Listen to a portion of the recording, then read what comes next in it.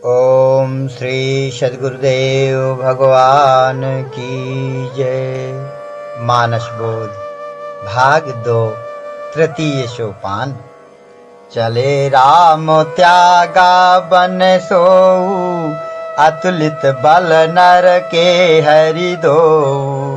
बिरही इव प्रभु करत विषादा, कहत कथा अनेक संवादा। सीता के वियोग में राम की हालत वैसी ही है जैसे एक हार खाए साधक की होती है। जो साधक साधना की मंजिल को पाने के लिए आगे बढ़ता जा रहा है और माया की कलाबाजी से धोखा खा गया, अपनी गलती से कहो या अपनी ही रुचि से मात खा गया, अपनी क्षमता से हाथ धो बैठा, तब उसे अंदर ही अंदर अपनी उन गलतियों का आभास होता है। वे बातें उसे कचोटती हैं, विचारों में छा जाती हैं। बाहर के दृश्यों में भी उन मानसिक स्थितियों का, उन विचारों का आरोपण होने लगता है। हाथी और हथनियों को साथ देखकर राम सिखावन ले रहे हैं कि सीता को छोड़कर उस मृग के पीछे भागना मेरी भूल थी। मृगों को देखकर उनके मन में आ रहा है कि मानो ये मुझ पर व्यंग कर रहे हैं। कंचन मृग के पीछे भागने की भूल को इस तरह से स्वीकार कर रहे हैं। तो यही सब तो होता है, हर एक के अंदर होता है। ऐसी फीलिंग होती है और इससे लाभ यह होता है कि आगे के लिए सतर्कता बनती है और फिर से अपने सही रास्ते को पकड़ लेता है। कामिन कै दीनता दिखाई, धीरन के मन बिरति दृढ़ाई। अब अगर बाहर से इसे लेंगे तो कामी अलग हो गए और धीर अलग हो गए, जबकि चरित्र वही एक है। तो यह दो तरह के लोग अलग अलग से इन्हें लेंगे। यह बाहरी ढंग है, वास्तव में तो ये दोनों चीजें एक ही साधक के अंदर होती हैं। कामनाएं भी मन में आती हैं और उसी मन में विषयों से विरत रहने का विचार भी आता है। तो दोनों बातें अपने ही अंदर हैं। यह तो प्रभाव किसका कब रहता है मन के ऊपर, वही मुख्य बात है। इसलिए साधकों को इसमें सीख यह मिलती है कि उन कामनाओं को, उन विचारों और संकल्पों को मन में न आने दें जो भजन में बाधा डालने वाले हैं, जो हमें साधना में असफल कर देने वाले हैं। हम उन सजातीय विचारों को मन में स्थान दें जो हमें सफलता की ओर ले जाने वाले हैं। इस तरह से कामीपना और धीरपना, ये दोनों बातें अपने अंदर की हैं। राम के चरित्र मानस में इस तरह से होते हैं, सबके अंदर होते रहते हैं। वही तो बैठा है सबके अंदर। क्या यहाँ कोई दूसरा बैठा है? ईशावास्यमिदं सर्वम, सर्वत्र ईश्वर ही तो है। वह सबके अंदर बैठा अनंत लीलाएं कर रहा है। हर एक के अंदर एक रामायण चल रही है। राम अनंत अनंत गुण, अमित कथा विस्तार। उमा कहूँ मैं अनुभव अपना, सत हरि भजन जगत सब सपना। यह शंकर की वाणी, अनुभव की बात आ गई तो अभी अभी साधक के मन में हार खा जाने से जो कमजोरी आई थी, उसके लिए समाधान मिल गया। अपने ही अंदर से अनुभव में आ गई यह बात कि भजन ही ठीक है। इसी मूल चीज को पकड़े रहने में कल्याण है। यही यथार्थ है। अंदर ही अंदर इष्ट की वाणी मिल जाती है, अनुभूतियां मिलती रहती हैं। संकेत मिल गया कि भजन में दृढ़ता से लगे रहो और जो अंदर कमजोरी की बातें आ रही हैं, इन्हें छोड़ो, आगे बढ़ो। साधना के रास्ते में रुकावटें आती हैं, उनको पार करते हुए निरंतर आगे बढ़ते जाना है। हीन भावनाओं को छोड़ते जाना है, भजन को पकड़ते जाना है। मूल चीज है भजन, यह न छूटने पावे, चाहे कितनी ही बाधा आए। धैर्य के साथ आगे ही आगे बढ़े, पीछे मुड़कर देखना नहीं है। दुख, बीमारी, परेशानी का रोना रोता न फिरे। इसे परीक्षा माने और इसे पास करे, फिर आगे बढ़े। संसार असत्य है, इसमें सुख असत्य है। इनमें रमेंगे तो सत्य छूट जाएगा, भजन छूट जाएगा। इसलिए सत्य को लिए रहो। सत्य है परमात्मा, सत्य है भजन, उसमें लगे रहना है। उसमें लगन लगी रहेगी तो असत्य से बचे रहेंगे। उन्नति होती है कि क्या होता है, इन बातों में समय और एनर्जी न गंवाएं, बस भजन में लगा रहे, ऐसा नियम है। ऐसी ये साधना क्षेत्र के विशेषज्ञ महात्माओं की अनुभव सिद्ध युक्तियां इस मानस में आती गई हैं बीच बीच में। इन्हें पकड़ते चलना चाहिए। लिखा भी है कि हृदय सिंधु मति सीप समाना, स्वाति शारदा कहि सुजाना। जौ बरसय वारी विचारू, होहि कबित मुक्ता मनि चारू। जुगुति बेदी पुनि पोहियहि, रामचरित वरताग। पहिरहि सज्जन विमल उरो, शोभा अति अनुराग। सज्जन अर्थात साधु वही कहा जाएगा जो इन युक्तियों को लेकर चले, युक्ति के साथ रामचरित को हृदयंगम करे। अन्यथा जो कीमती विचार रूप मणिमुक्ता इसमें गूंथ दिए गए हैं, उनसे वंचित रह जाएंगे। बस यह बाहरी चरित्र रूपी तागा ही साथ लगेगा। गोस्वामी जी स्पष्ट कह रहे हैं कि यह रामचरित तो माध्यम है। इस धागे में जो सत सिद्धांत के सूत्र पिरोए गए हैं, वह असली चीज है। उनको हृदयंगम करना है, इन रत्नों को सहेजते जाना है। पुनि प्रभु गए सरोवर तीरा, पंपा नाम सुभग गंभीरा। संत हृदय जस निर्मल बारी, बांधे घाट मनोहर चारी। जह तह पियहि विविध मृग नीरा, जन उदार ग्रह जाचक भीरा। जब साधक का हृदय भगवान के अनुराग से भर जाता है, प्रेम से सराबोर हो जाता है, तब उसे पंपा सरोवर कहते हैं। भगवान में लगन लग गई जिसकी, जिसके मन बुद्धि में ईश्वर छा गया है, ईश्वरीय अनुराग रस से सराबोर हो गया है, उसका अंतःकरण पंपासर कहा जाता है। मन, बुद्धि, चित्त, अहंकार, ये चार इसके घाट हैं। ऐसे अनुरागी संत साधकों के मन रूपी मृग वहां ईश्वरीय अनुभूति रूपी जल का पान करते हैं। अनेक साधकों के मन ही अनेक मृग हैं, तो संतोष रूपी शबरी भेजती है वहां। साधक में जब संतोष आ जाता है, इच्छाएं संसार की नहीं रह जाती, तब यह स्थिति बनती है। तब भगवत प्रेम से सराबोर होता है। इच्छाएं रहेंगी तो पदार्थों में प्रेम होगा। पुरैन सघन ओट जल, वेगी न पाइए मर्म।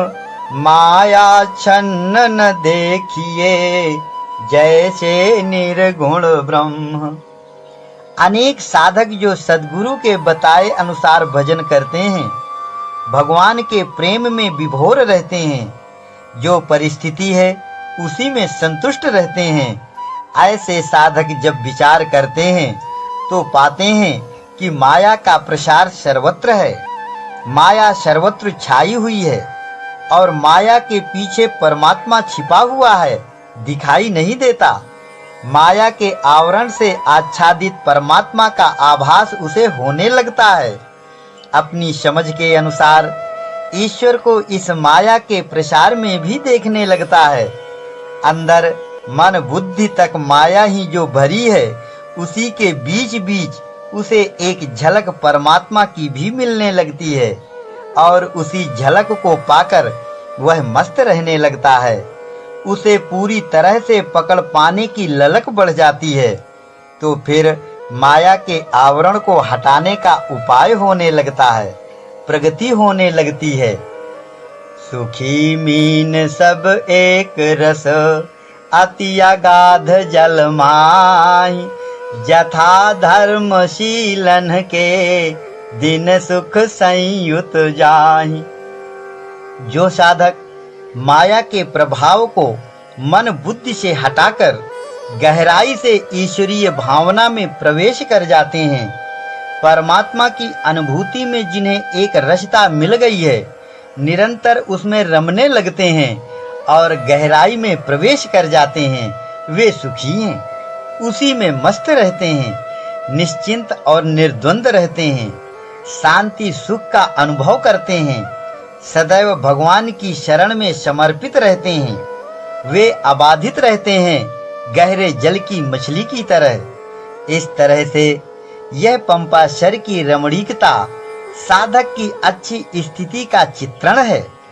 विकसे सरसिज नाना रंगा, मधुर मुखर गुंजत बहुभृंगा, बोलत जल कुक्कुट कल हंसा, प्रभु बिलो की जनु करत प्रशंसा, सुंदर खग गन गिरा सुहाई, जात पथिक जनु लेत बोलाई, ताल समीप मुनिन ग्रह छाए, चहु दिशि कानन बिटप सुहाए। साधकों में कुछ अच्छे, कुछ कमजोर, कुछ मध्यम होते हैं। उनके स्तर के अनुसार उनकी रहनी, उनके रंग ढंग अलग होते हैं। सभी अपनी समझ के अनुसार ईश्वरीय विचारों को लेते हैं। ये जो विभिन्न विचारों भावों वाले साधक भगवान के प्रेम में प्रफुल्लित रहते हैं, अनेक रंगों के कमल खिले हैं और अनेक प्रकार के पक्षी जो बोल रहे हैं, वे साधक के अंतःकरण में आने वाले विविध सजातीय संकल्प और चिंतवन हैं, भावनाएं और कल्पनाएं हैं, जो साधन पथ के इन पथिकों को अर्थात साधकों को अपनी ओर आकर्षित कर लेते हैं। मतलब यह है कि साधक जो साधन पथ का पथिक है, वह इन मधुर लगने वाले संकल्पों में आकृष्ट होने लगता है। जात पथिक जन ले ही बुलाई। पंपासर के समीप मुनियों के घर बने हैं।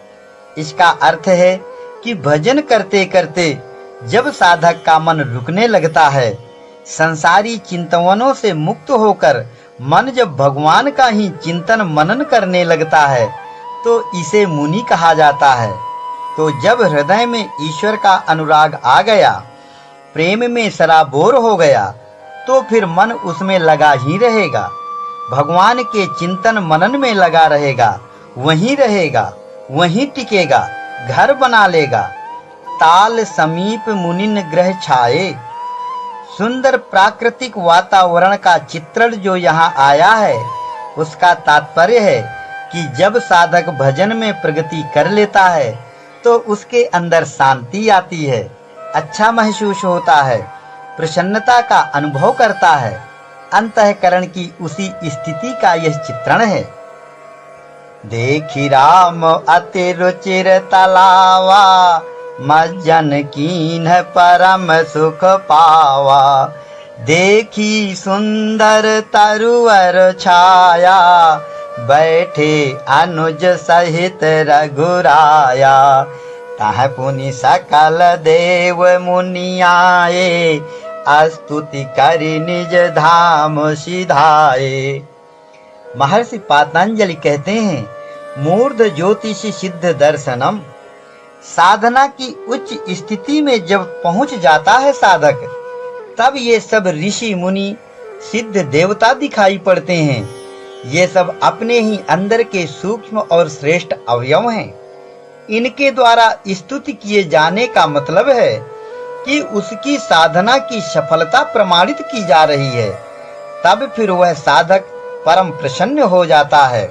बैठे परम प्रसन्न कृपाला, कहत अनुज सन कथा रसाला, बिरहवंत भगवंत ही देखी, नारद मन भा सोच विशेषी, मोर श्राप करि अंगीकारा, सहत राम नाना दुख भारा।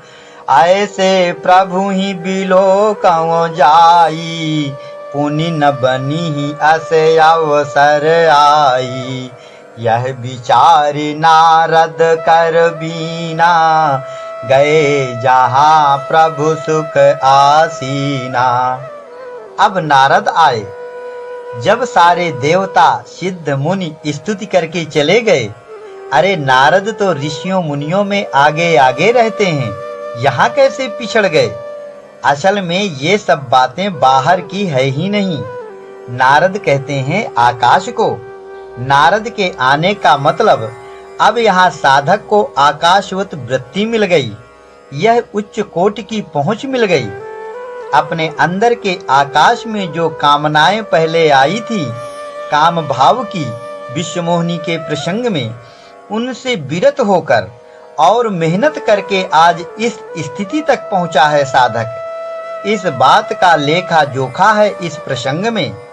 तो ये जो कल्पनाएं काम क्रोध मोह की आती हैं, अपने ही अंदर आती हैं, इन्हीं से हम अपने ही खोदे हुए गड्ढे में गिर जाते हैं। फिर तो भगवान ही कृपा करें तो बच पाता है साधक। जे राखे रघुबीर, ते उबरे तेहि काल महु। यही सब अंदरूनी रहस्य की बातें हो रही हैं नारद और राम के बीच में। यह सब हमारे अंदर के आकाश में सूक्ष्म विचारों और अनुभूतियों का जो सिलसिला चलता है, उसी का नाट्य रूपांतर किया गया है। गोस्वामी जी ने उसे अपनी भाषा में लिपिबद्ध कर दिया है। तो नारद आकाश को कहते हैं। यह सतयुग, त्रेता, द्वापर सब समय में रहता है, अजर अमर है, हर जगह मौजूद है, वीणा लिए रहता है। वीणा प्रतीक है शब्द का, शब्द गुण है आकाश का, आकाश में ही शब्द होता है। इस तरह से आज का समाज महात्माओं की इस आध्यात्मिक शैली को ग्राह्य नहीं बना पा रहा है। इसलिए नारद को, इंद्र को, ब्रह्मा को, शंकर को, तमाम ऐसे प्रतीकों, देवी देवताओं को या तो आंख मूंदकर वैसा का वैसा मान लेते हैं लोग, जैसी परंपरागत मान्यता इनकी चली आ रही है हमारे समाज में, अथवा फिर झूठा मिथक मानकर यह पढ़ा लिखा वर्ग भी इसके रहस्य को ढूंढने के बजाय उपेक्षा कर देता है। होना तो यह चाहिए कि इन बातों को मानवीय ज्ञान विज्ञान की विशिष्ट उपलब्धि के रूप में लिया जाए और मानव कल्याण की पृष्ठभूमि में नए सिरे से इनका व्यापक स्तर पर अध्ययन विश्लेषण किया जाए। यह विचार किया जाए कि धर्म ग्रंथों तक ही ऐसी बातें क्यों सीमित रखी गई हैं, इसके पीछे क्या रहस्य हो सकता है। करत दंडवत लिए उठाई, राखे बहुत बार उरलाई। स्वागत पूछ निकट बैठारे, लक्ष्मण सादर चरण पखारे। अब राम ने नारद को हृदय से लगा लिया, उसे छोड़ ही नहीं रहे। तो यह बाहर ऐसे नहीं होता कि लिपटे ही रहे। यह साधक के अंदर की बात है। साधक को जो आकाशवत स्थिति मिली है, उसे वह छोड़ना नहीं चाहता, उसी में बना रहना चाहता है। यह मतलब है यहाँ साधक आकाशवत बना रहना चाहता है, बगैर राम के नारद नहीं और बगैर नारद के राम नहीं, ऐसी बात है यह। लेकिन गोस्वामी जी की शैली है कि आध्यात्मिक रहस्य की बातों को सामाजिक व्यवहार की बातों में छिपाकर रखते हैं। इसलिए सामान्यतया लोग गहराई में छिपी गोप्य ज्ञान की बातों को समझ नहीं पाते, ऊपर की बातों को पकड़ते जाते हैं। ईश्वरीय चरित्रों को भी स्थूल संसारी ढंग से लेते हैं। साधक इन चरित्रों को अपने अंदर देखता है, क्योंकि वह जानता है कि यह समाज की जो नियमावली बन गई है, यही तो बंधन है। कबीर कहते हैं, लोक वेद कुल की मर्यादा, यह गले की फांसी, आधा चलकर पीछे फिरी हैं, हुई हैं जग में हासी। यह जात पात, झूठे रिश्ते, झूठे आडंबर, आदमी इस फांसी से निकल नहीं पाता है। व्यक्ति ने अपने आप को इस सामाजिक नियमावली के हवाले कर दिया है। उसका व्यक्तिगत जीवन समाज की धारा में बहा जा रहा है और उसे इसकी खबर तक नहीं है। जिन भाग्यशाली पुरुषों को किसी संत सद्गुरु के आश्रय में रहकर कुछ सुनने समझने का अवसर मिला है, उन्होंने दुनिया की इस अंधी दौड़ से अलग हटकर जीवन की सार्थकता सिद्ध करते हुए आत्म कल्याण का रास्ता अपनाया। संसारिक शैली से हटकर आध्यात्मिक जीवन जिया और मनुष्य होने का धर्म निभाया। तो समझना चाहिए कि इस कथा के पीछे सामाजिक बातों की ओट में जो आध्यात्मिक रहस्य भरा है, वह असली चीज है। इस बाहरी कथा रूप पुराइन से यह रहस्य ढका हुआ है। बेग न पाई मर्म, जल्दी समझ में नहीं आता यह गूढ़ रहस्य। ऊपर के पत्तों को ही देख पाते हैं। इसलिए अगर इस मर्म को पाना है तो ऊपर की जो बातें सामाजिक कायदा कानून की हैं, उन्हें हटाना होगा। तब वह अलौकिक तत्व ज्ञान जो इसमें भरा है मिल सकता है। तब उस पानी से भेंट हो सकती है। इसलिए बहिर्मुखता छोड़ो, अपनी ओर देखो। संसार से उलटकर अंदर देखना शुरू करो, उल्टे हो जाओ। साधक का यह धर्म है। या निशा सर्वभूतानां तस्याम जागर्ति संयमी। उल्टा चलना है। जिसमें दुनिया सोती है, ईश्वर की ओर से आंख मूंदे सो रही है, उसमें योगी जागता है। साधक को उसमें जागना है, उसे देखना समझना और उसी में रहना है। और जिस माया क्षेत्र में दुनिया जाग रही है, उधर से हमें आंख मूंद लेना है। अगर दुनियावी पद्धति हम नहीं छोड़ पाते तो वह अध्यात्म, वह परमात्मा समझ में आएगा ही नहीं। असल में संसार की यह शैली जो वंशानुगत तरीके से भर गई है दिल दिमाग में, वह जल्दी जाती नहीं है। उसी में हम तने रह जाते हैं और इस तरह परमात्मा से दूर बने रहते हैं। तो यहाँ जो नारद का प्रसंग है, उसमें यह समझना है कि साधक को अंतर जगत में ऐसी अनुभूतियां मिलने लगती हैं कि हम कितनी बीमारियों में, माया में फंस गए थे, कैसे हमें बचा लिया गया। साधक को कैसे क्या करना चाहिए, कैसे रहना चाहिए, ये सब बातें अंदर आने लगती हैं। जैसे जैसे बारीकी आएगी, अंदर के आकाश में बाणी मिलने लगेगी। वहीं से सब होता है, बाहर कहीं कुछ है नहीं। जन कहूँ कछु अदेय नहीं मोरे, अस विश्वास तजाऊं जनि भोरे। तब नारद बोले हर साई, असवर मांगऊं कराऊं ढिठाई। यद्यपि प्रभु के नाम अनेका, श्रुति कहे अधिक एक ते एका। राम सकल नामन ते अधिका, हो नाथ अघ खग गण बधिका। अरे भाई, राम तो वहाँ खुद परेशान घूम रहे थे, सीता को ढूंढते फिर रहे हैं, सबरी से गुहार लगा रहे हैं कि कहाँ जाऊं, क्या करूं, कैसे मिलेगी सीता। और उधर देवता, ऋषि, मुनि सब स्तुति करने आते हैं, तो उन्हें एवं मस्तु वरदान भी दे रहे हैं। यह कैसे है कि एक तरफ रो रहा है, एक तरफ भंडार खोले बैठा है। यह किसी की समझ में आएगा क्या कि यह कैसा भगवान है। एक तरफ परेशान है और एक तरफ सबका स्वरूप भी है, शांत शुद्ध निर्विकार। तो इसमें आदमी भ्रमित हो जाता है। यही इसमें बड़ी भारी बीमारी बन गई है। हम कहते हैं ईश्वर को जैसा वह है वैसा क्यों नहीं बताया जाता, उसे एज इट इज क्यों नहीं लिया जाता। इस तरह तो जो बुरी से बुरी चीज है वह भी भगवान है, और जो भली से भली है वह भी भगवान है। सब भगवान ही तो हैं। सर्वम खलु इदम ब्रह्म। तो नारद भी भगवान है, सीता भी भगवान है, राम भी भगवान है, सबरी भी है, और सब अपनी अपनी जगह काम कर रहे हैं। यह बड़ी भारी विचित्रता है। यह समझ में आ जाए, सार्वभौमिकता के विचार आ जाएं, तब ठीक रहता है। सब एक ही हैं, भिन्नता नहीं है। एक ही सोने के गहने बनते हैं, अलग अलग नाम रूप के होते हैं, अलग अलग अंगों में पहने जाते हैं, लेकिन है एक सोना ही। इस तरह से सब एक ही हैं। जीवात्मा परमात्मा का अंश है, उसी का रूप है, उसी की यह राम कहानी है, उसी के सब अवयव हैं, जितने पात्र हैं उसकी इस राम कहानी के। रामायण में जीवात्मा का रूप विभीषण को माना गया है।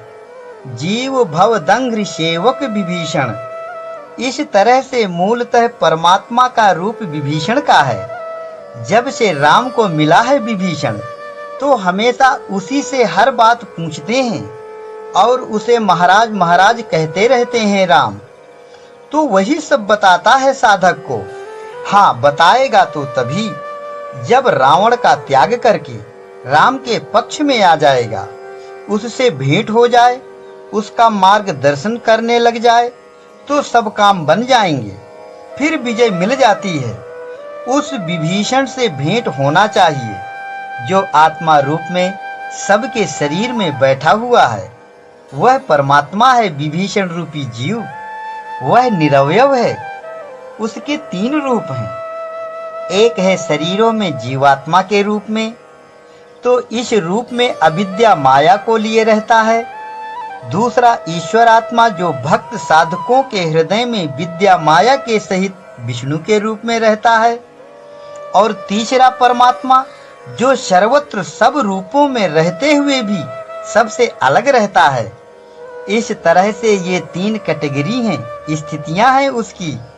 है वह एक ही, विभिन्न रूपों में उसी एक परमात्मा का निरूपण शास्त्रों में किया गया है।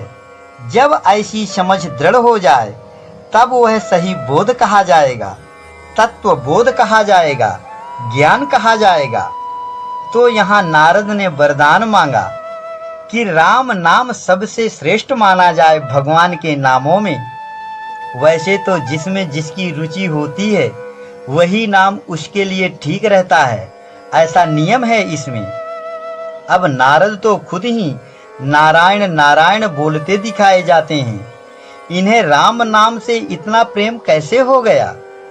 तो यहाँ तुलसीदास जी बोल रहे हैं नारद के मुख से, अपनी रुचि की बात कह रहे हैं। गोस्वामी जी नाम साधना के महान विशेषज्ञ थे।